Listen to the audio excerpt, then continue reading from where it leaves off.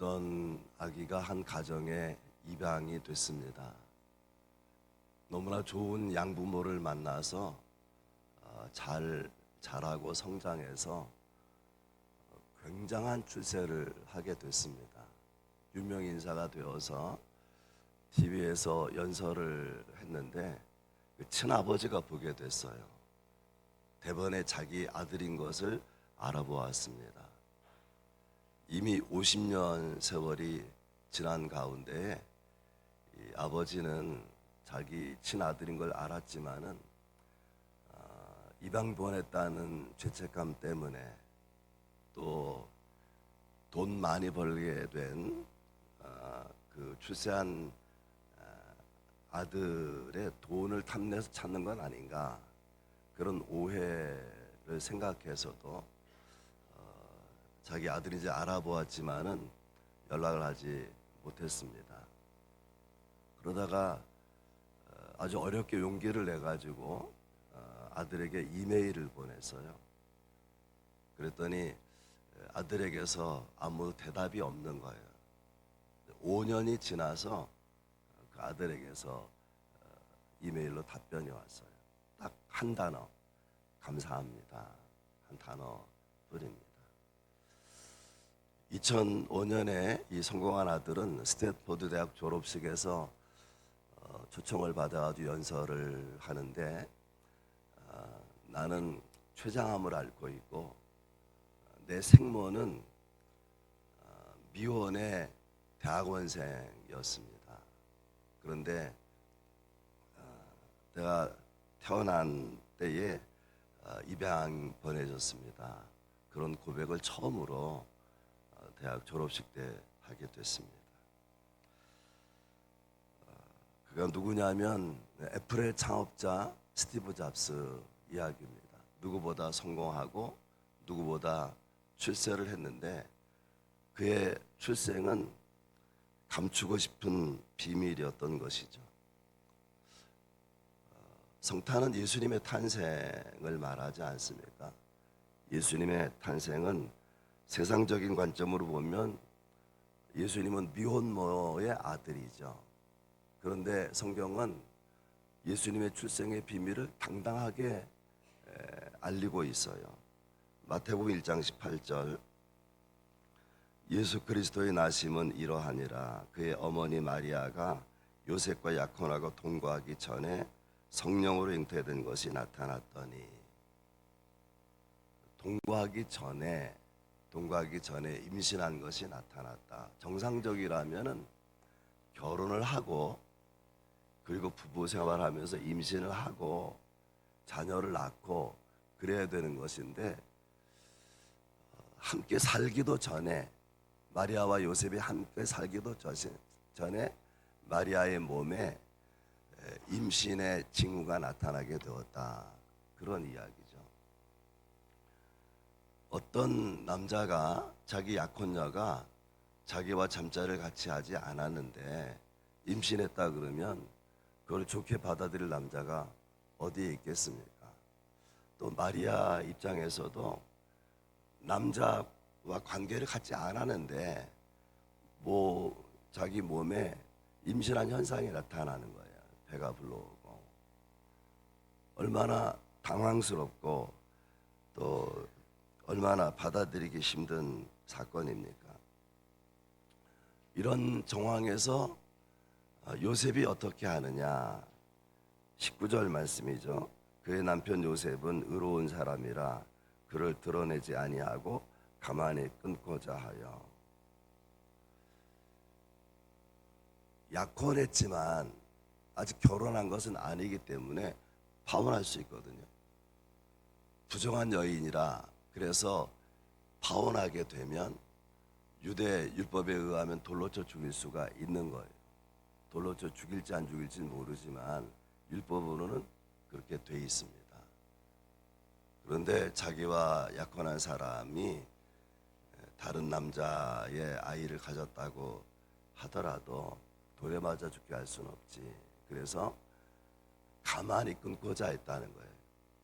우리 식으로 말하면 조용하게 일을 처리하고 싶어 했다, 그런 뜻이죠. 이런 정황에 하나님이 보내신 천사가 요셉의 꿈에 나타나서 말을 하는데요.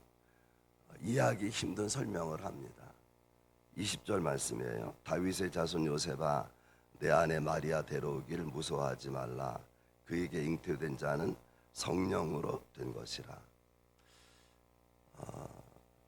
이런 설명은 처음 듣는 설명일 거예요. 약혼녀가 임신했는데 그것은 어떤 다른 남자 때문에 임신한 것이 아니라 성령으로 임신하게 된 것이다. 하나님의 방법으로 임신하게 된 것이다. 도저히 납득할 수 없는, 이해하기 없는 그런 설명이죠. 또 이렇게 자기와 관계없이 배가 불러오는 여인 마리아를 데려오기를 무서워하지 말라. 왜 무서워하지 말라 그럴까요? 무서워할 수 있는 상황이에요. 이게 보통 사건이 아니지 않습니까? 본래 유대인들은 약혼하고 결혼하기까지 1년을 지나거든요. 1년 동안에 남자는 집을 준비하고 여자는 시집와 살 것을 준비하고요. 또 1년 기간 동안에 얼마나 정욕을 절제할 수 있는지 테스트하는 기간이 되고, 그래서 이 기간 동안에 정절을 지키는 게 굉장히 중요한 일인데 배가 불러오는 거예요. 기가 막힌 일 아닙니까?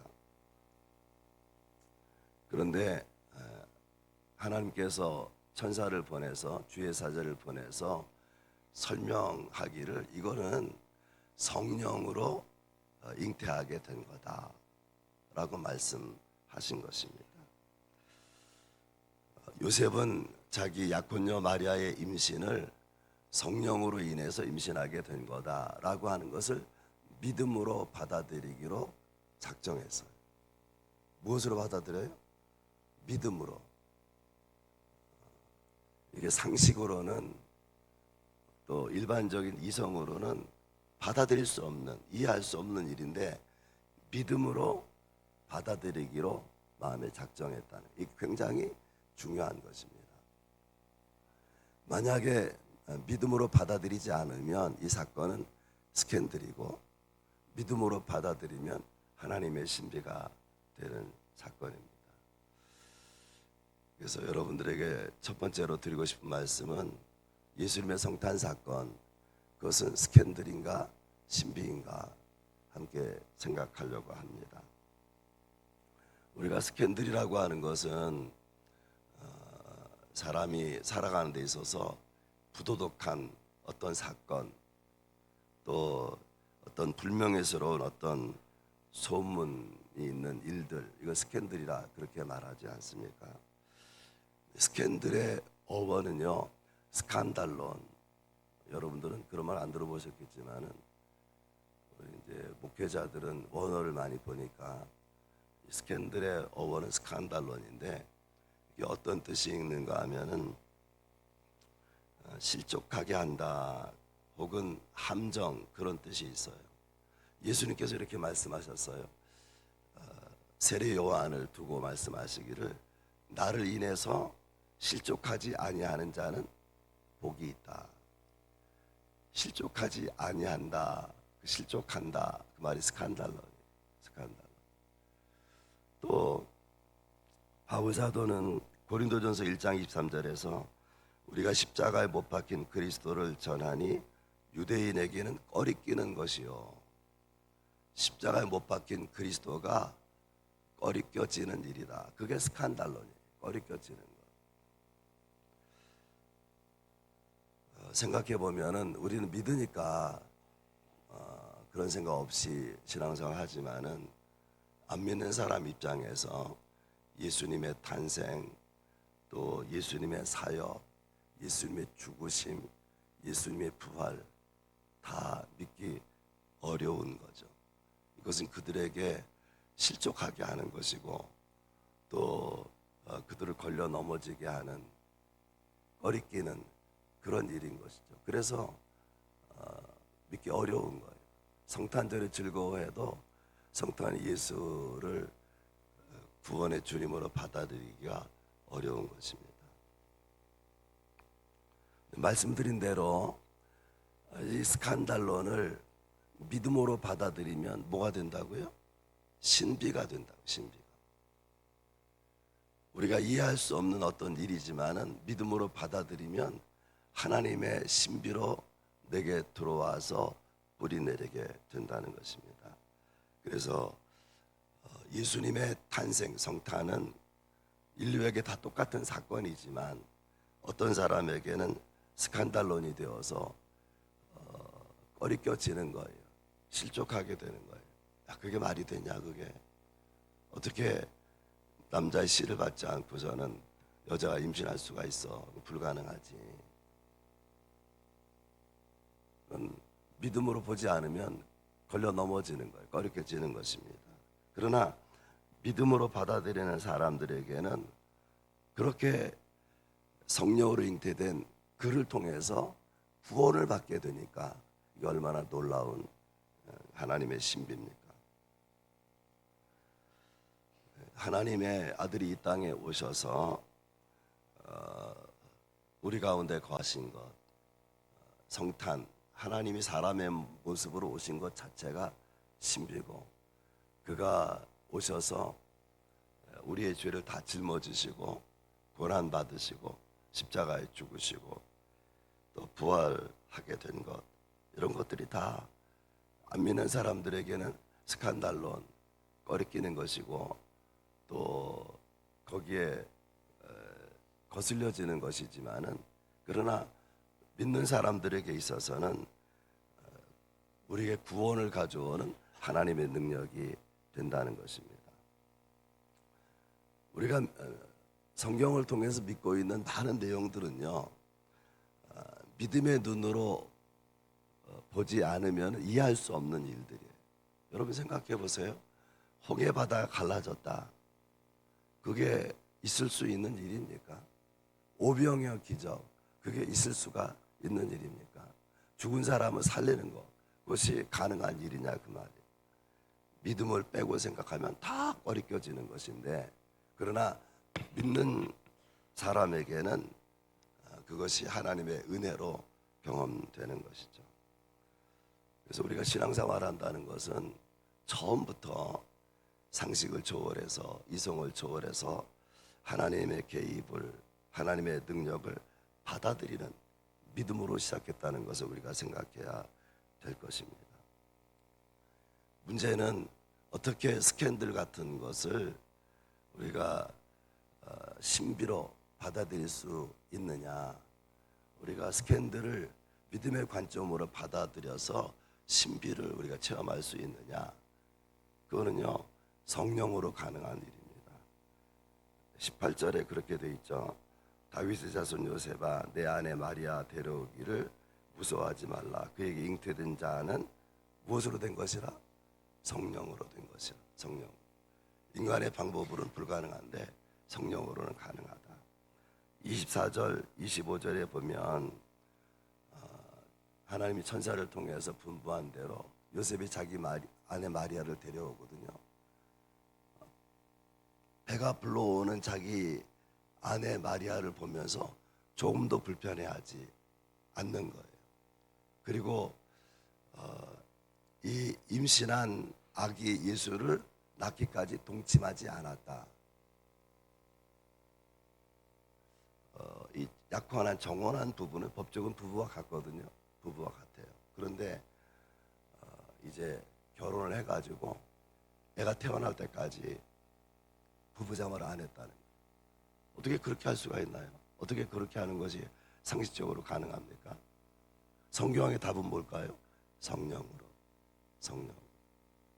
마리아의 몸속에 태어난 것, 받아들이는 것도 성령으로. 아이를 낳기까지 동침하지 않는 것도 성령으로.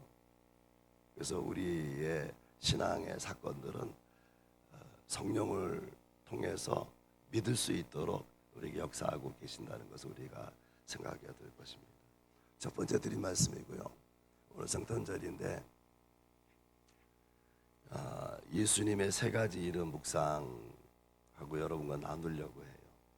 예수님의 세 가지 이름 뭔지 아십니까? 첫 번째는 예수.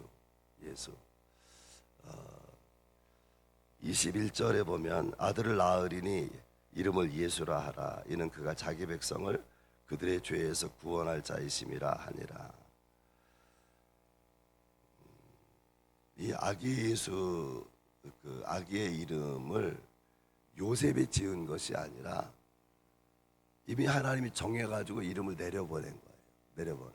낳거든 이름을 뭐라고 하라고? 예수라고 하라고. 그리고 그 의미도 설명했어요. 이는 그가 자기 백성을 저희 죄에서 구원할 자다. 설교를 준비하면서 어떤 분 설교를 제가 읽었는데요. 정말 재미있는 이야기. 어느 유명한 순두부 맛집이 있었대요. 그래서 어떤 사람이 그 맛집에 갔다고 합니다. 맛집에 갔다 왔어요. 그래서 이제 물어요. 그 집 순두부 맛있지? 그랬더니 맛집에 갔다 온 사람이 아니 나 김치찌개 먹었거든. 이게 소통이 안 되는 거죠. 소통이 안 되는 거예요. 왜 교회 다니십니까? 왜 예수 믿습니까? 그럴 때의 대답이 그래도 교회 가면 좋은 말 하잖아요. 또 교회 가면 또 친구가 생길지 모르고 젊은 사람들은 거기서 뭐 애인 만날 수 있을지도 모르잖아요. 그러면 이게 교회 다니는 예수 믿는 질문에 대한 바른 대답일 수 있습니까? 목적이 빗나가게 된 거죠. 신앙생활은 예수님이 왜 이 땅에 오셨는지, 또 그가 오셔서 믿는 자에게 무엇을 주실 수 있는지 그것을 분명히 알 때에 신앙생활이 진지해지는 거 아니겠습니까? 21절은 이렇게 말하죠. 이는 그가 자기 백성을 저희 죄에서 구원할 자이심이라. 하나님의 아들이 이 땅에 오신 걸 성탄이라고 하는데 그 이름을 하나님이 지어서 예수라 부르게 했다고 하지 않았습니까? 예수 이름의 뜻이 뭐라고요? 구원할 자다고. 구원할 자. 무엇으로부터 구원하느냐? 질병으로부터 구원한다 그런 뜻이 아니라 근본적인 의미는 죄에서부터 우리를 구원할 자, 그가 예수라고 하는 것입니다. 그러니까 예수 믿는 목적은 매우 단순한 거예요. 예수를 믿어서 어쩌자는 거죠? 구원을 받겠다는. 그런데 교회 오랜 세월 예배드리고 신앙생활하고 했는데 구원에 관심이 없다든지 구원을 받지 못했다든지 그건 얼마나 안타까운 일입니까? 말씀드린 대로 교회를 다니는데 그저 안 다니는 것보단 좋지 않겠어. 그래도 교회 다니면서 좀 착해진 것 같기도 하고 교회 다니면서 또 장사도 잘 되는 것 같고 그것은 구원받은 자의 고백이 아닌 거죠. 아직 그는 구원받지 못한 것 아니겠습니까? 기독교의 출발점은 죄의 문제를 해결하는 거예요. 죄의 문제를. 그래서 몇 가지 단계가 있는데 첫째는 내가 죄인이라는 것을 깨닫고 인정하는 거예요. 내가 얼마나 심각한 죄인인지, 내가 얼마나 그 죄를 싫어하는지, 그 죄로 인한 통증을 느끼고 그래서 내가 죄인이라는 것을 하나님 앞에서 고백하는 게 첫 번째 단계고요. 두 번째 단계는 내가 죄인인 것을 심각하게 여기기 때문에 회개하는 거예요. 죄를 지은 걸 알아도 심각하지 않으면 그냥 방치해 두는 거예요. 죄의 문제를. 근데 이 죄가 너무너무나 심각한 것이다. 알고 보니까, 성경을 읽어보니까. 그러면 회개하지 않을 수가 없는 거죠. 세 번째 단계는 예수님의 십자가의 보혈로 그 죄가 씻어지는 거예요. 세 번째는 주님이 하시는 일이고, 첫 번째, 두 번째는 우리가 할 일이에요. 내가 죄인인 것을 깨닫고 그 죄를 구체적으로 회개하는 거죠. 그러면 죄 용서를 주님이 주신다고 하는 것입니다. 요한일서 1장 19절, 요한일서 1장 9절 만일 우리가 우리 죄를 자백하면 그는 미쁘시고 의로우사 우리 죄를 사하시며 우리를 모든 불의에서 깨끗하게 하실 것이요. 우리가 자백하면 죄를 용서해 주신다는 거예요. 이 죄는요, 우리가 하나님 앞에 갈 수 있는 것을 가로막고 있는 장애물 같은 거거든요. 그러니까 답답한 거, 영적으로 죄를 가지고 있으면 하나님과 나 사이를 이렇게 가로막아서 소통이 안 돼요. 교회 다니고 예배를 드려도 마찬가지라. 근데 죄의 문제를 해결하면 그 막혔던 채증 같은 것이 내려가는 거예요. 사라지는 거예요. 그러면 영적인 세계가 느껴지게 되고, 또 하나님의 임재가 경험이 되고, 또 하나님께서 내게 말씀하시는 것이 느껴지고, 전혀 다른 문제.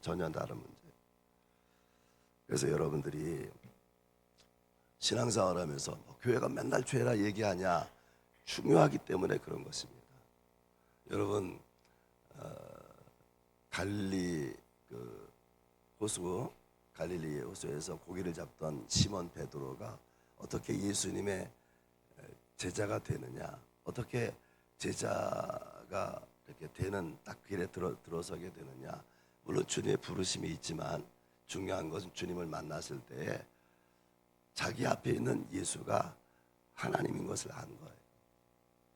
그리고 깨닫게 된 게 뭐냐면 자기 죄의 심각성이에요. 그래서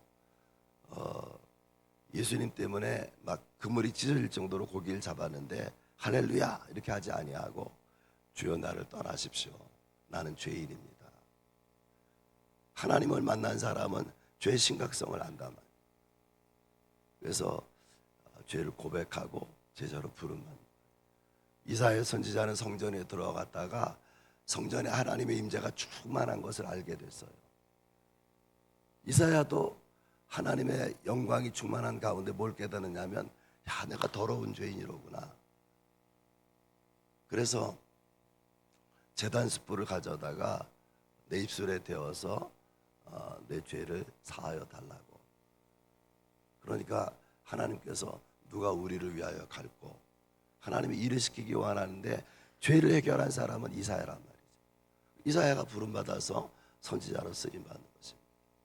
죄사함이 이렇게 놀라운 것입니다. 우리 영혼이 상쾌해지고, 우리가 죄의 문제를 해결하면 하나님의 일로 부르심을 받고, 꼭 주의 종이 되는 게 아니라도 우리가 죄를 해결하면 하나님이 쓰실 수 있는 준비가 되는 거예요. 아멘. 그리스도인의 능력은 내가 죄인임을 고백함으로 시작이 되는 것입니다. 로마서 4장 7절 8절에 이런 말씀이 있어요. 불법이 사함을 받고 죄가 가리움을 받는 사람들은 복이 있고, 주께서 그 죄를 인정하지 아니할 사람은 복이 있도다. 어떻게 이 죄가 가리워지고 또 사함 받고 이렇게 될 수가 있느냐? 보혈을 통해서 그런 거죠. 죄를 가지고 있으면 보혈도 소용없지만은 이 죄를 회개하면 보혈이 씻는다. 내가 씻으려고 애쓰는 게 아니라 씻어지는 거예요. 내가 할 일은 죄를 자백하는 것입니다. 그래서 우리가 할 일은 죄를 고백하는 것이고, 하나님이 베푸신 은혜는 죄를 사하시는 것인데요. 제가 목회하면서 또 신앙생활하면서 너무너무나 소중하게 여기고 또 매일같이 고백하는 성경이 있어요. 신명기 33장 29절에 이스라엘이여 너는 행복자로다. 여호와의 구원을 너같이 얻은 백성이 누구냐. 깊이 묵상할 말씀이에요. 하나님이 우리에게 주시는 구원이 얼마나 놀라운 것인지 아는 사람은 행복하다는 거예요. 우리는 행복을 구원 바깥에서 찾으려고 그래요. 구원 바깥에서 무엇을 얻어서, 어떤 자리에 올라서, 무엇을 가져서, 거기에도 기쁨이 있고 행복이 있지만은 깊은 차원의 기쁨은 그건 구원의 기쁨이라, 죄사함의 기쁨인 거예요. 여러분이 철저하게 죄를 자백하고 또 하나님이 우리에게 주신 구원, 그것이 어떤 의미가 있는지를 깊이 묵상하면 매일 이 은혜가 내게 새로워지는 거예요. 참 내가 복된 사람이로구나. 내가 예수 믿는 것, 죄사함 받은 것, 구원 받은 것, 하나님 백성이 된 것이 얼마나 놀라운 것인가. 그걸 알면은 너무너무 행복하단 말이에요. 여러분이 꼭 이 행복을 경험할 수 있기를 바랍니다. 예수님의 두 번째 이름은 임마누엘, 23절 말씀입니다. 보라, 처녀가 잉태하여 아들을 낳을 것이요 그의 이름은 임마누엘이라 하리라 하셨으니 이를 번역한즉 하나님이 우리와 함께 계시다 함이라. 임마누엘의 뜻은 여러분 아시는 대로 하나님이 함께 계시다라는 거죠. 그런데도 불구하고 사람들이 삶이 너무 힘들 때 눈물 골짜기를 지나고 또 내 삶에 그 어두운 그림자가 드리워지고 그럴 때는 도대체 하나님 어디 계신 것입니까? 또 더 심각해지면 정말 하나님이란 존재가 계신 것입니까? 하나님 당신은 계신 것입니까? 아니 계시다면 도대체 어디에 계신 것입니까? 안 느껴지니까요, 내가요. 예수님이 이 땅에 오신 이유, 첫 번째는 죄에서 우리를 구원하기 위해서이지만 두 번째는 나와 함께 계시기 위해서 오셨다고 하는 거예요. 니그렌이라고 하는 유명한 신학자가 세계의 종교를 두 가지로 나눴어요. 하나는 아가페적인 종교, 또 하나는 에로스적인 종교. 에로스적인 종교는 뭐냐면은 내가 하나님을 찾아가는 거예요. 그래서 내가 그 자리까지 올라가서 원하는 것을 얻고자 하는 거예요. 그래서 고행하기도 하고 또 성지순례를 하기도 하고 또 많은 고난을 일부러 지나오기도 하고 많은 구제를 하기도 하고 노력에 의해서 신의 자리까지 경지까지 다다르고자 하는 그런 종교. 그게 세상에 있는 대부분의 종교가 그런 종교고요. 기독교는 아가페 종교. 아가페 종교는 뭐냐면은 하나님께 도달할 수 없는 불가능한 인간을 위해서 하나님이 내려오셔서 만나 주시는 그건 기독교밖에 없는 거예요. 기독교. 우리가 하나님께 올라가서 만날 수 없어요. 우리가 하나님을 찾아가서 하나님과 함께 할 수가 없단 말이에요. 성탄절은 그런 우리를 위해서 하나님이 내려오셔서 사람의 몸으로 오셔서 우리를 만나 주신 사건, 성탄절인 것이죠. 이사야 선지자는 성탄과 관련해서 놀라운 예언에서 이사야서 7장 14절에 보라, 처녀가 잉태하여 아들을 낳을 것이요 그 이름을 임마누엘이라 하리라. 임마누엘 뜻이 뭐라 그랬죠? 하나님이 함께 계시다 우리와.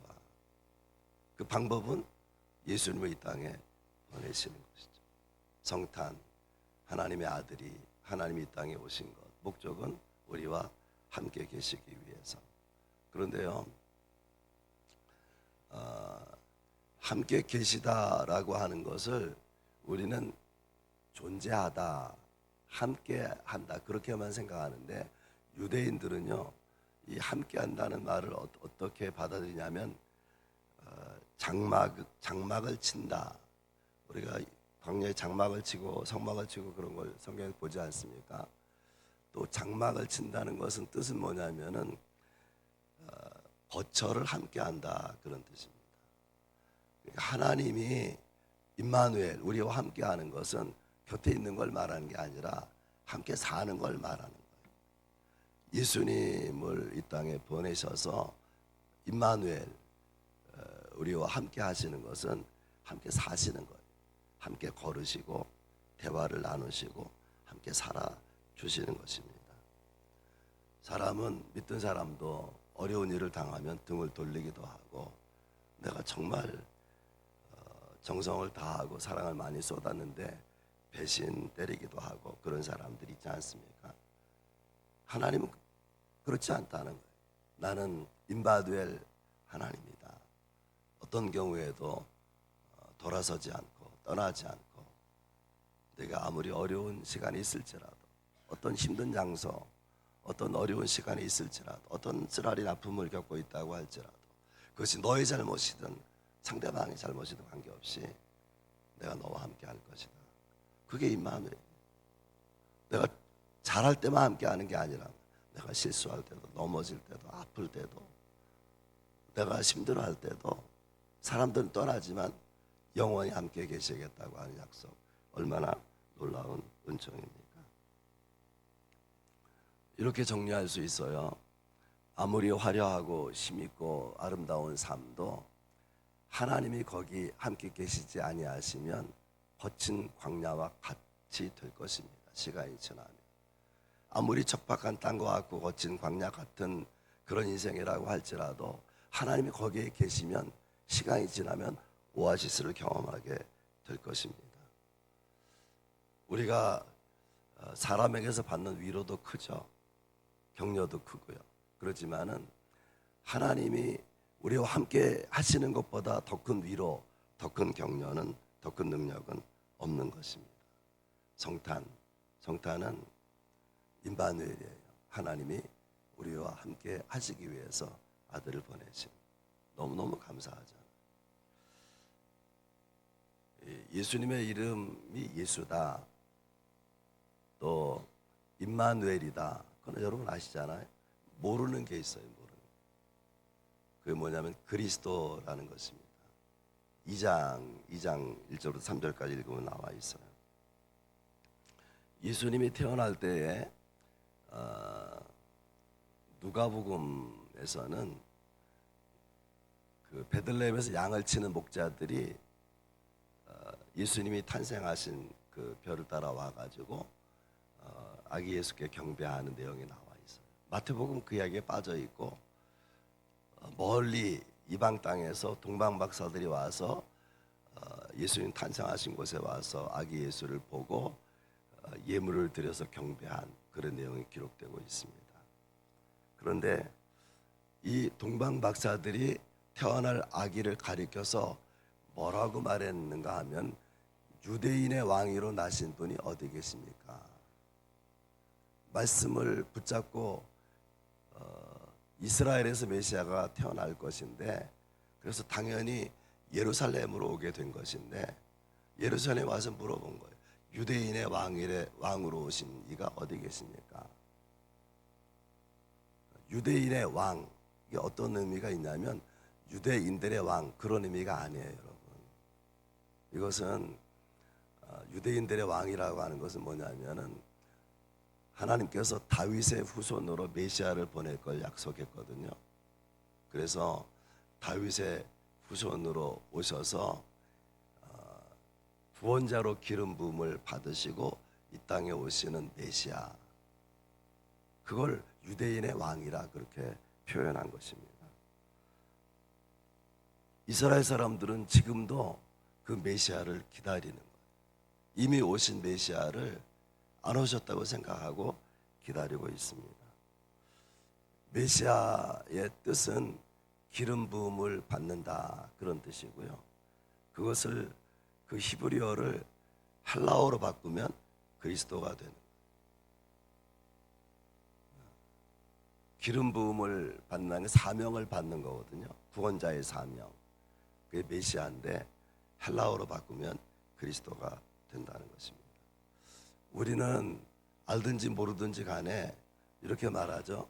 예수 그리스도, 혹은 그리스도 예수. 아무 생각 없이 예수와 그리스도를 합해가지고 부르잖아요. 예수 그리스도, 그리스도 예수. 여러분, 이것이 사실은 굉장히 어려운 일입니다. 이렇게 부르는 것이. 여러분 생각해 보세요. 예수님은 베들레헴에서 태어나셔서 애굽으로 피난 가셨다가 어디로 돌아오시냐면은 저 이스라엘 북쪽 갈릴리 바다 북쪽 나사렛에서 와서 사시거든요. 그래서 나사렛 사람이라. 예수님이 그 직접 요셉이 예수님을 낳은 것은 아니지만 요셉의 가정에서 예수님이 자라시잖아요. 그래서 요셉은 목수인데, 그래서 예수님은 자연스럽게 목수의 아들로 목수로서 이렇게 생활을 하셨습니다. 그런 시골 저 변방 변두리의 목수의 아들로 목수가 된 청년, 그가 이스라엘이 수백 년 기다려온 메시아다, 어떻게 받아들일 수가 있느냐 그 말이에요. 예수라는 청년에게 그리스도라는 칭호를 붙이기는 불가능한 것입니다.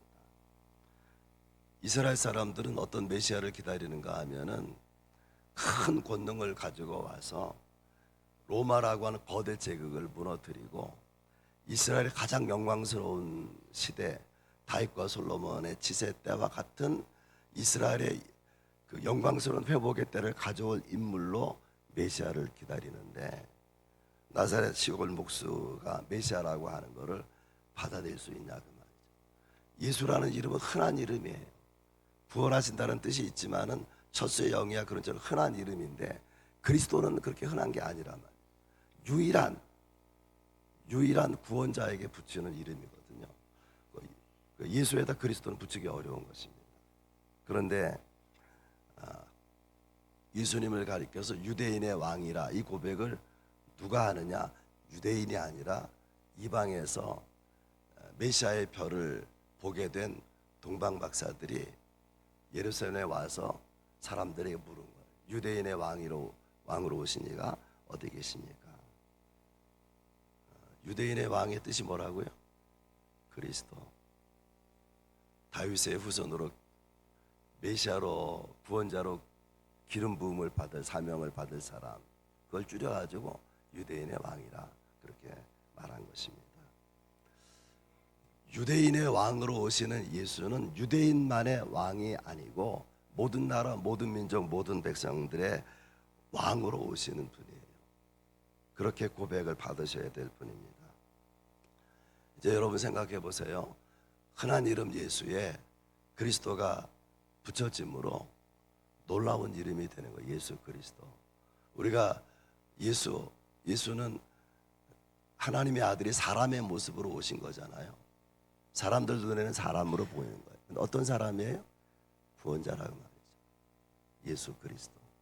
내가 예수라는 인격 한 존재를, 그분이 나의 왕이시다, 나의 주인이시다, 또 그분이 나의 구원자다, 이렇게 정말 중심으로 고백한다면은 어떻게 삶이 달라지지 않을 수 있냐 그 말이에요.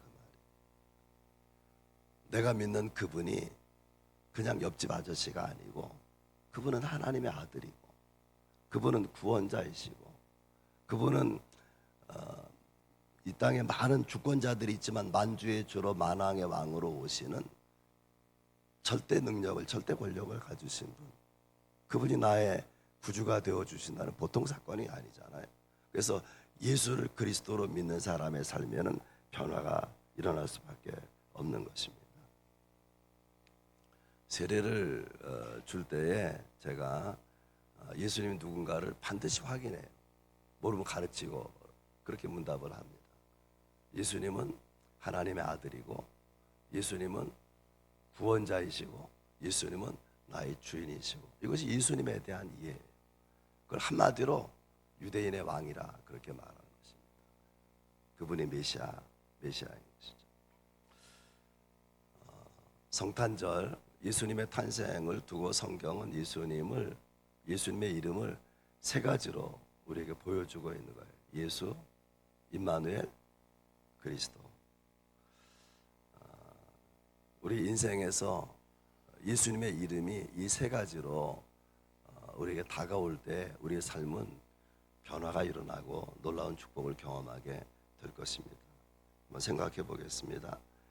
예수, 그 이름은 우리를 구원하시는 하나님, 그 하나님의 이름이에요.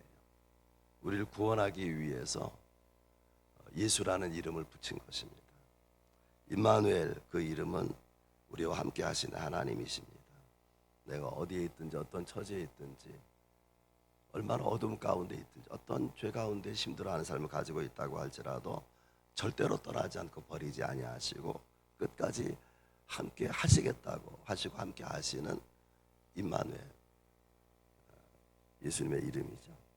그리스도의 이름은 나의 주인이시고 내 삶을 다스리시는 왕이신 하나님의 이름입니다. 아기 예수는 우리의 메시아이시고 우리의 왕이신 것이죠. 성탄절의 진정한 기쁨은 선물을 주고받는 데 있지 않고 파티하는 데 있는 것이 아니라 예수 그리스도가 예수고 임마누엘이고 그리스도라고 하는 것을 확실히 아는 사람에게는 그냥 기쁨이 있는 거예요. 아멘. 2000년 전에 우리를 구원하기 위해서 이 땅에 탄생하신 예수 그리스도, 그분을 예수로 임마누엘로 그리스도로 여러분이 제대로 이해하고 믿고 받아들이면서 정말 이 성탄절의 기쁨과 감사와 행복이 넘치는 절기가 될 수 있기를 주의 이름으로 축복합니다.